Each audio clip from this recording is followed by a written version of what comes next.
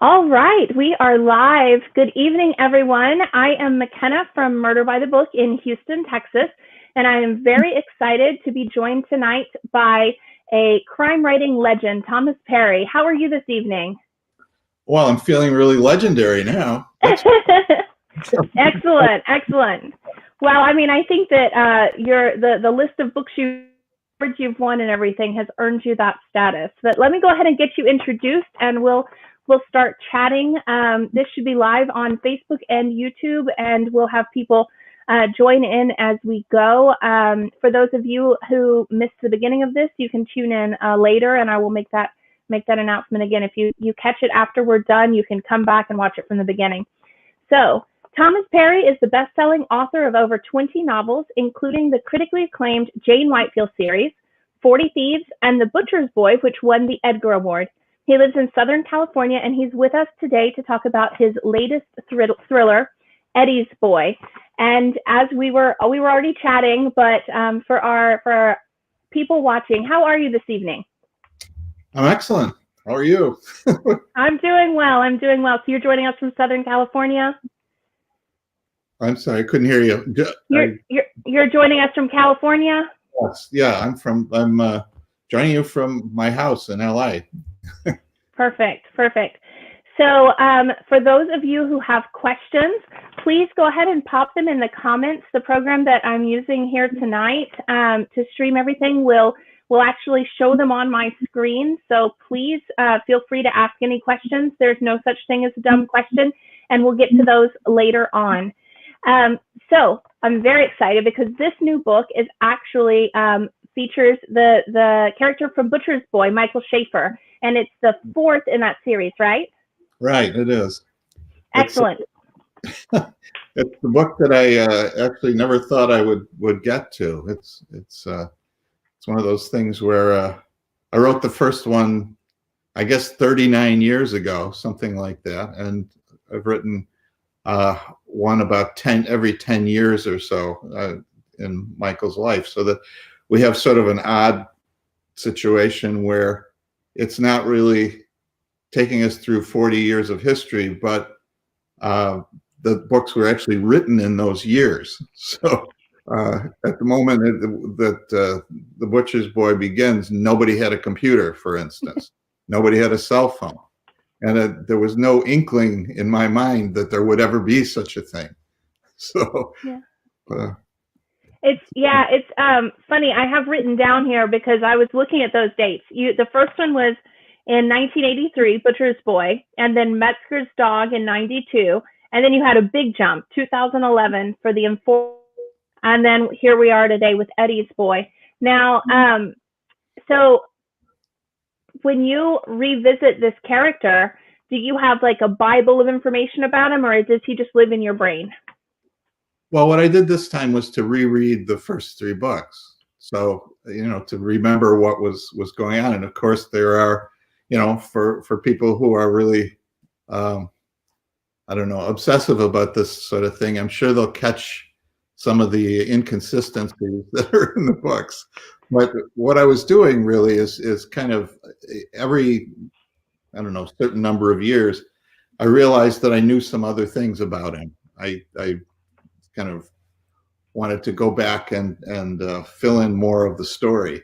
And so in a way, I've devised ways to tell kind of the same story 4 times more and more completely as I realized things about each of the characters that, and also as they aged. So. Have you found that to be a challenge or fun to write the character as he's aged?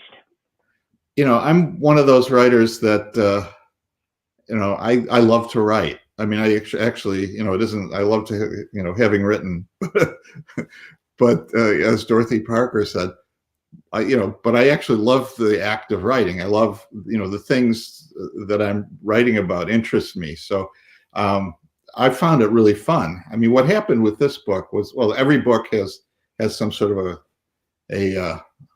an odd reason for it. The first one, I decided I wanted to write about somebody who was competent. And it seemed to me that a hired professional killer would be a great theater sort of for looking into the issue of competence. And then 10 years later, I had made him approximately my age. And he was, in a way based on my thoughts about things. And so 10 years later, I realized that, I was, for instance, a much better liar than than I had been when I was 30.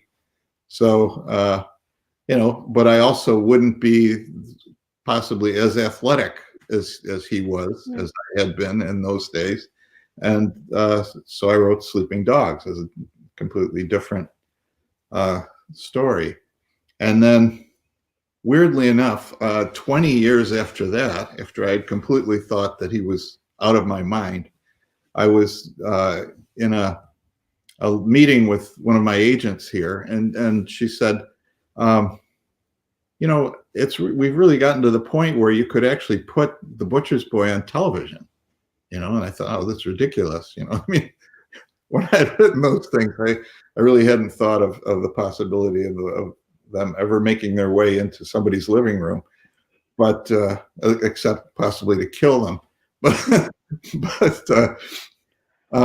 she said, well, the one thing that we would need would be, why don't you let me know, what would he be doing now? What was, in the present? These are books that are 20 years old and more. And so I wrote down an 8-page description of a story that might happen to him in this in the present. And after I was done, I thought, gee, that would actually make a pretty good book. And so I wrote the book, which was a lot of fun. That was The Informant. Mm-hmm. And then this one, the Eddie's Boy, came out of the fact that my wife, Jo, who is a writer too, and who is brilliant and fun, and she said, what I'd really like to know about that character is I'd like to see what he was like as a child, as a young person. As why don't you write a prequel? And I thought about it for a while, on and off, and then I thought, well, I don't really want to write a prequel. I don't want to go back. What I want to do is use his story the way we older people do, use the past. That is, that's when we learn certain things that we use now. And so, as what I wanted to do was to write a story of an adventure that he has now in the present when he's older, and to have him remember things that, essentially how he learned and where he learned the things that he needs in this particular set of circumstances. And so, in a way, the book kind of goes back and forth from, when he's about 15 or so, all the way up to, I have him in his mid-60s, which, I kind of cut off at a certain point. I was actually tempted to go into his 70s, but that's really far. So. Well, I think I had actually later on, I was going to ask you about that back and forth and where it came from. So we know it's from the brilliant Jo. Well, yeah. Why don't you tell us? I kind of skipped ahead in my order here, but I always like to tell people or ask authors to tell us just a little bit about their character and what they do, and then where they find themselves in this book, particularly since we have so many new readers who watch these who might not know about Michael yet. So you want to tell us a little bit about him? Well, first thing I'll say is that, Michael is not his real name. He doesn't have a real name. In any of the 4 books, there's never been, a name that we say that is his actual name. It's every name that he uses is an alias. So Michael Schaefer is the one that he used, I don't know, let's say most consistently and most happily, but he uses others at various times. He comes, as I said before, from an interest in portraying competence, and I wanted to do several things. One was I wanted to see how well I could write to actually have a character who was not admirable, and to get the reader kind of involved in his plight, and find themselves sympathizing with a person who's really actually objectively loathsome. I mean, Right. he is a murderer, and he does it for money, and it's a business. And he's not a person who is being moved at the beginning of the first book by some sort of altruism or heroism or anything else. He's just going out, and he's got a list of people he's got to kill, and he kills them, and then goes. He has a sort of mishap in which he gets into a fight in an alley, and gets his face is marked. But he realizes that he can go to Las Vegas, where he's supposed to meet the person that's going to pay him. And when he gets there, what goes on is that the person who was essentially ordered these killings realizes that it would be a heck of a lot cheaper to pay somebody to kill the killer than to pay him what he's owed. Yeah.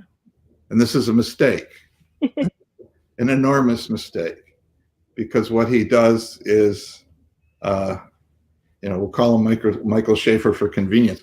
What he does is kill the people that are sent to kill him.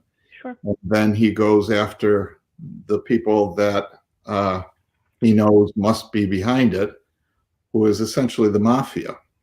And what he does is he begins to try and give the impression that there's a mafia war about to start up, and that what he begins to do is to knock off people, sort of key people across the country who would be vulnerable in a mafia war.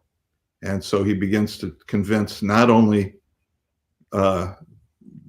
surviving mafia people that there's something huge going on and they'd better watch out, and also to give the FBI and others the impression that something like that, something big like that, is actually happening.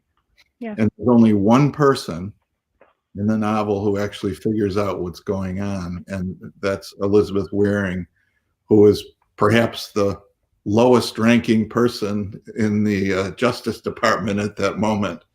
She's a data analyst and works in the basement of the Justice Department, looking at killings to figure out, which ones the federal government should investigate and which are simply accidental deaths or natural deaths or something of that sort. But she kind of picks up what's going on. That somebody is going around killing people, and who is it, and why is he doing it, and so on. So she begins to follow him in a sense. That is, if someone dies in Colorado, she's the one that gets sent with FBI agents to kind of take a look at it and see what happened. And he goes through this plot of the novel. She's always kind of figuring it out. Nobody else is. And of course, being the lowest ranking person, she's in the frustrating position of never getting anybody to agree with her. But anyway, that's the first book. And in a sense, it's partly about the whole phenomenon of seeing what you would call sort of like brute events and trying to figure out what they mean. And he becomes an expert at it. And as we go to the next novel, 10 years later, when I started wondering what he would be doing, he's been living in England, and he has a new life, and he has married a woman named Margaret Holroyd, who is essentially is a noblewoman. She's a person who's sort of the last of an old line of people, and she's quite wealthy, and she lives in Bath, and he lives there too. And at a certain point, when they're out with some friends, they go to Brighton for the horse races, Kemptown races, etc. And someone recognizes him, and all of a sudden, the stuff that he did in the first novel comes back to haunt him. so that there's an enormous price on his head, because what he did to get out of the country the last time was to commit a murder and frame the person who was originally supposed to pay him for the murders that he was doing, frame him for the murders. And so he's in prison offering higher and higher prices on the man who framed him, and people are beginning to look for him. So he has to get through all the problems of that book. And then 20 years later, he has the same problem again. Somebody, this mafia don is still sitting in prison, in a federal prison, issuing more and more urgent demands to go and kill the man who framed him. And so more people show up. It's just, that's the way the character kind of evolves, is that, in a way you're going over the same problem, because all that Michael wants is to live his life out in a peaceful way in Bath with his wife and his friends and so on. But periodically, what essentially happens is somebody pulls the chain again once, and in a way, in each case, making him get up and come back is always a mistake. It's true. And you nailed it. He is actually an anti-hero, but you root for him because he finds himself in these situations against worse people. And right. So you're rooting for him that way. So in this book, where do we find him? In this book, he's in his 60s, and his wife is, as she does every summer, early summer, she and he go back to her family's original home, which is outside York, and there's a manor house, and she still owns that property, and she's a kind of local character, and she has a party for all the people that she knows and all of her connections and people who are live in the village right near where her manor house is and so on. And it's an enormous party. And of course, Michael hates it because, the idea that he has to be, essentially in public as the husband is dangerous to him.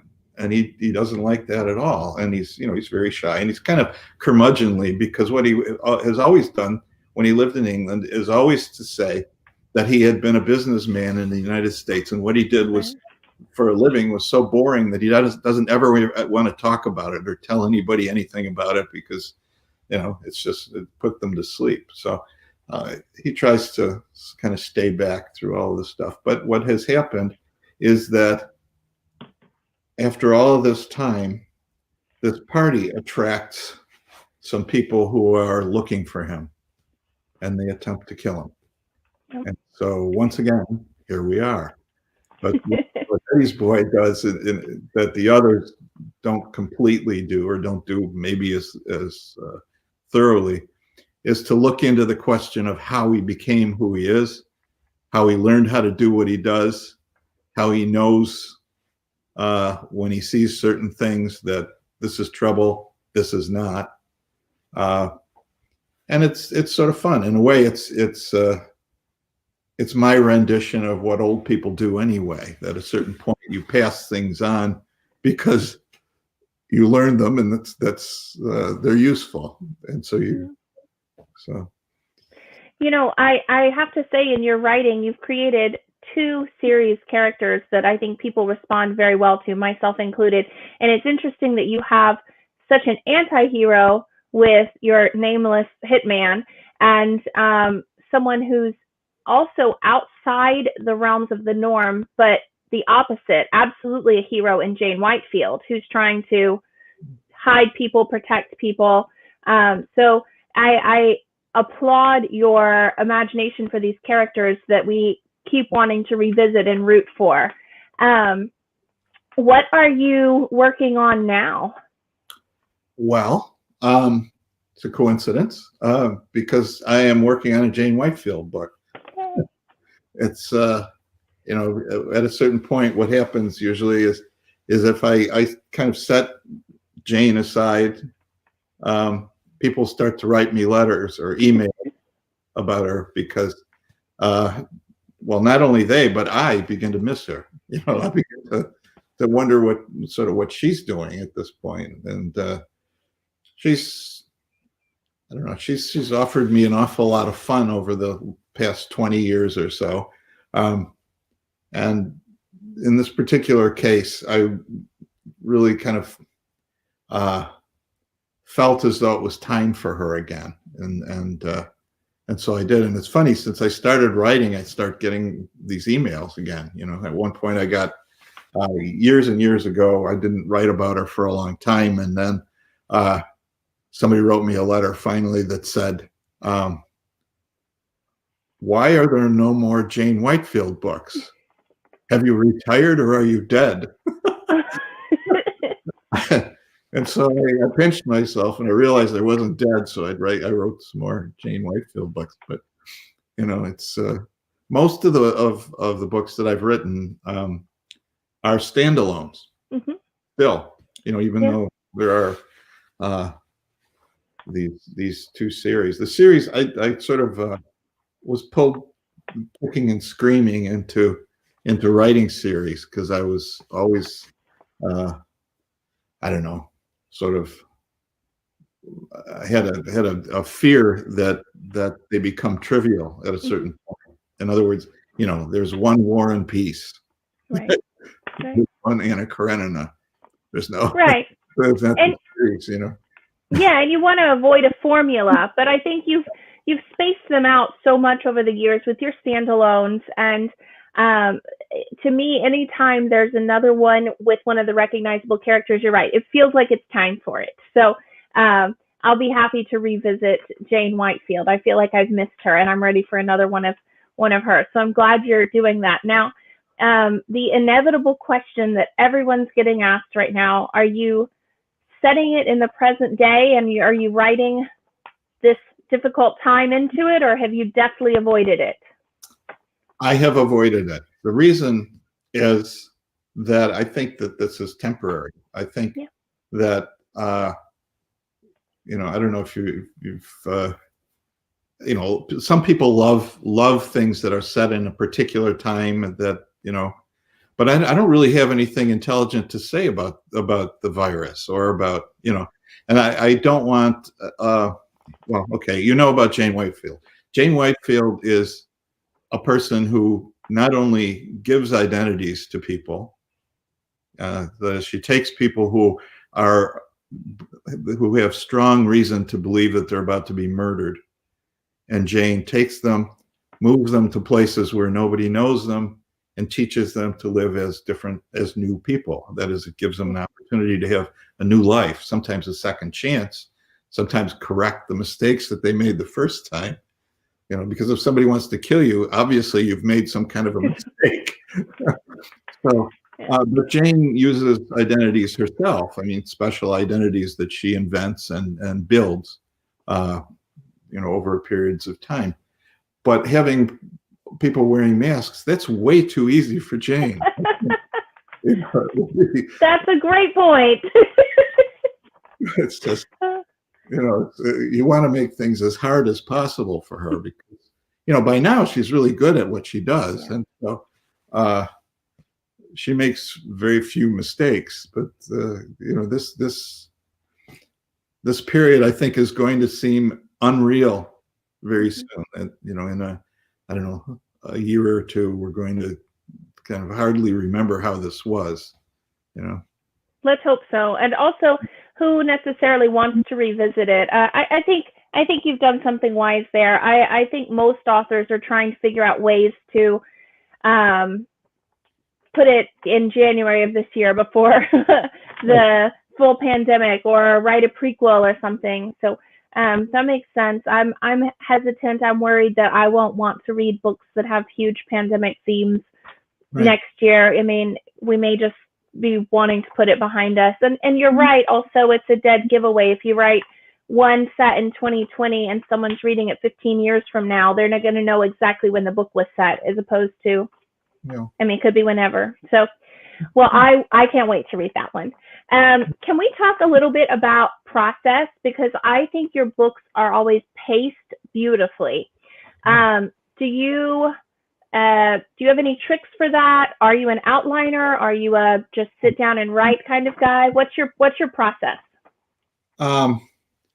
I was blessed with a very short attention span. That's my secret. If I get bored with a scene or with a sequence or something, I realize that the reader has already been bored and he's probably gone. He's already closed the book and gone somewhere. So I do kind of pay attention to whether I'm still interested in it as I reread it. You know, I look at it, and if it's necessary, I try to cross things out that are pointless or self-indulgent. I mean, that's what writers do. We go on at great length of, and often we have to be pulled back or told to shut up or something. So I do pay attention to whether those pages are still turning. Whether it's fast enough. But the editing or here's writing a story for me is like telling a story. There's a person who is sort of like me that's listening to me, and then the most normal thing to do as we go through life is I tell you a story, and then you tell me a story. That is, how is COVID going? I'll tell you, what happened to me, what's going on, and then you'll tell me what happened to you, and so on. And that's what we do. This is how human beings learn things. Right. And I think, in a way, what we're doing when we're in publishing is sort of half of an activity. I'm waiting for the reader to tell me his story now. Yeah. So I sit down the day that I send off a manuscript to my editor. I start another book, and I sit down, and there's a blank piece of paper, and I start to, fool around with characters and with images and scenes that I want to put into a book, or say questions I'm asking myself that I want to learn about. Mm-hmm. And I go through, I don't know, a couple hundred pages or so, and I begin to outline at the moment when I would stop to ask for directions. Because I think I'm lost, I'm not sure, but I better find out. So I start to edit, or and to outline so that I know what's got to happen. Yeah. That makes sense. That makes total sense. So when you go through and you're crossing things out to keep it snappy and keep it going, is that on a daily basis? Like you write one day and then you reread and you edit, or do you do a full draft and then come back? I go as far as I possibly can and then come back. There was a thing that supposedly, who was it? I guess it was Horace said that the best thing to do would be to write a poem and put it in a drawer for 15 years and then reread it. But,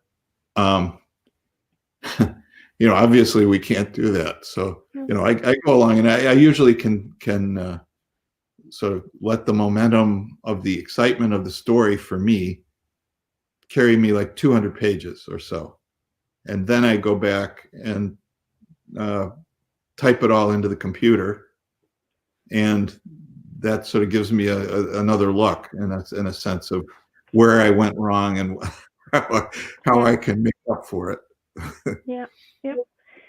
So I always like asking authors about reading, specifically what did you read in your formative years that was an influence to you and that also made you want to be a writer? Wow. Well, the first thing you should know is that my parents were teachers. They were both teachers. And my mother usually taught English, but sometimes like she would do things like, somebody would say, well, we need somebody to teach French this year. And so she would do that, whatever. But she was mainly an English teacher, and my father was mainly a history teacher. And my house was full of books. There were lots of books, and I was sort of given to understand at an early age that anything that was important that was said or thought or done or that happened in the world would eventually end up in between two covers on somebody's bookshelf. That's how you accessed it. That's how you learned things.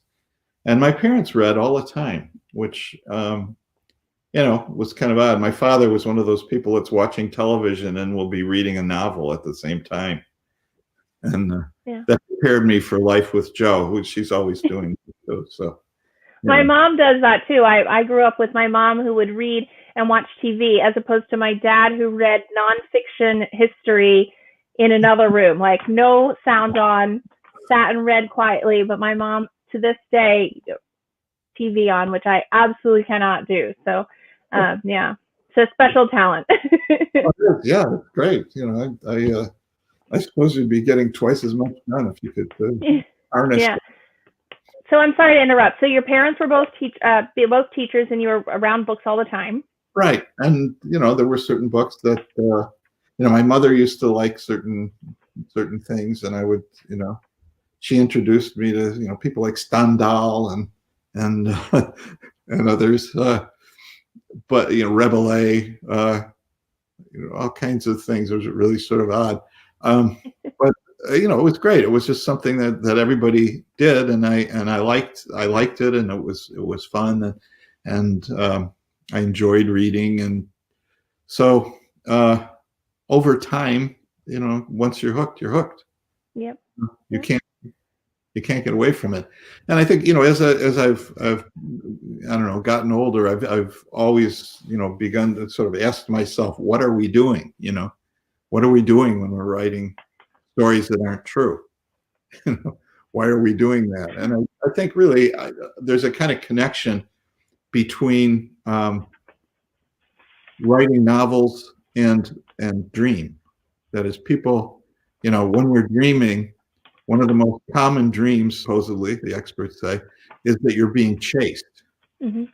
That is, that when you're a child, you tend to dream about animals chasing you. When you're a grown-up, your adversary is a human. And to some extent, in a lot certain kinds of nightmares, which are the most common kind of dream, unfortunately, we seem to be rehearsing for a situation of danger, a situation where we're going to have to solve a problem, or we're going to have to vanquish an opponent, or we're going to have to get away, or whatever it is, or I don't know, save our dog from danger. And in a way, we're doing that also when we write novels, and particularly crime novels, or novels in which I don't know, there are adversaries, for instance. Sure. And I don't know. I mean, I think in a way what we're doing is sort of a fundamental, really fundamental human activity, is trying to rehearse for bad times and work out ways of solving problems. So, in a way, our minds love exercise. We crave it. We absolutely crave it, and so which is why things like television, regardless of how bad it is, you will read or watch it. Yeah. So do you think that concept you were just talking about, is that why you've chosen thrillers and as your genre to write, or was that because of reading taste, or why thrillers? Well, it was really an accident. I mean, I've always been a person who, when accidents occur, uh, if possible, I'll go with the current, with the flow. I always wanted to be a writer, and I never thought that I would be able to do it professionally. But what faces you when you haven't, been published before, is that it feels like you're on the outside, and there's this enormous structure that's sort of like the Great Wall of China or something. This enormous, impervious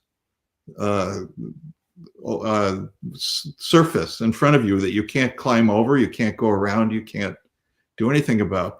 And then one day, as you're writing something, a little window opens up, and the question is, will you wait and say, no, I'm not going to go through that little window because I'm waiting to do something far more serious than what I'm writing right now?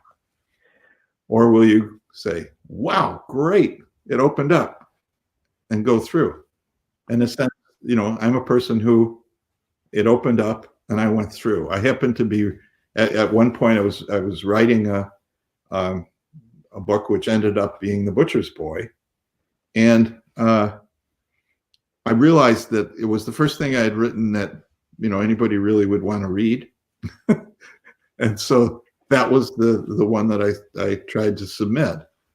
And it worked. And, I was just only grateful that that window opened up.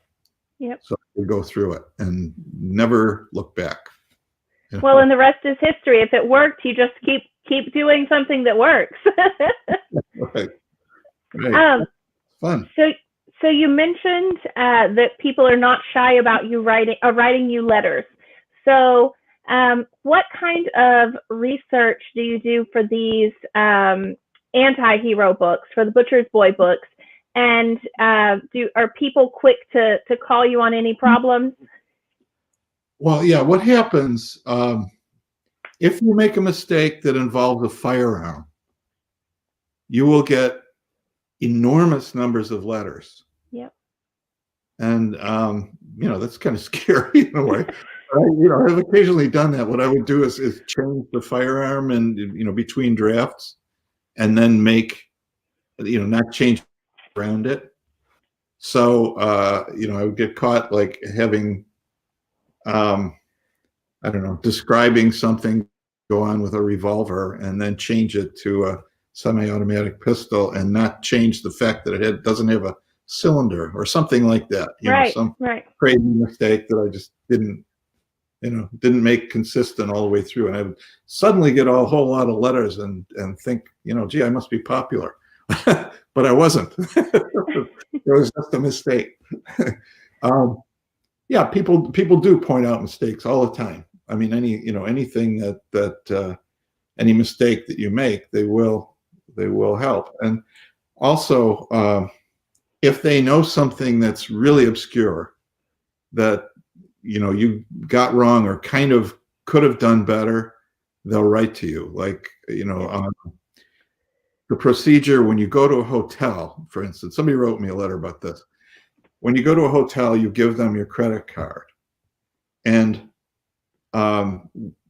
you haven't incurred any charges yet, really. But what they do is they run like $100 charge on it to see if it's valid. Right. Yeah, and if it's going to be honored, right? And so at a certain point, before the end of the month, they withdraw that charge and replace it with real charges that you've made on the card. But that gives you a kind of window in which there's a charge on that card, and it needs to be withdrawn or whatever, or you can use it to find out something, which is what this person was suggesting. These are, but unless you happen to work in a hotel, you didn't know that, or I didn't know that. So that's something that somebody gave me for free. And people are very generous about telling you things that they know and you don't, which is wonderful. Yeah. But you do. Actually, I write them down because otherwise I'll forget them. Right. helpful thing, tips are mostly helpful tips.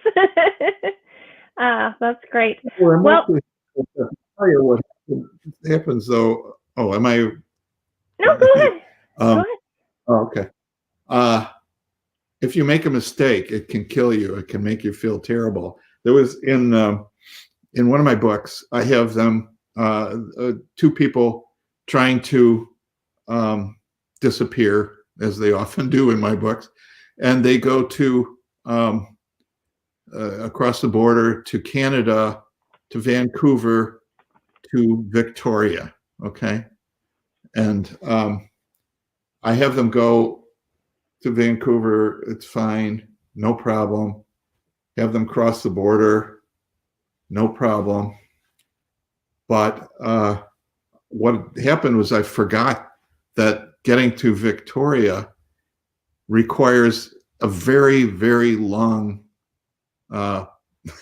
trip on a boat. Yep. Yep. Left it out.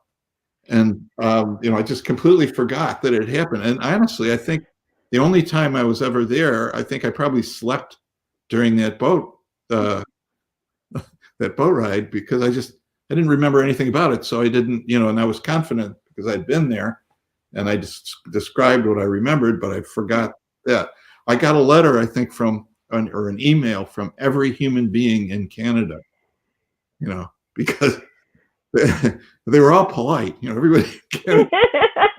But they all let me know. And I really, within 24 hours of the publication of that book, I had heard from, maybe 20 people,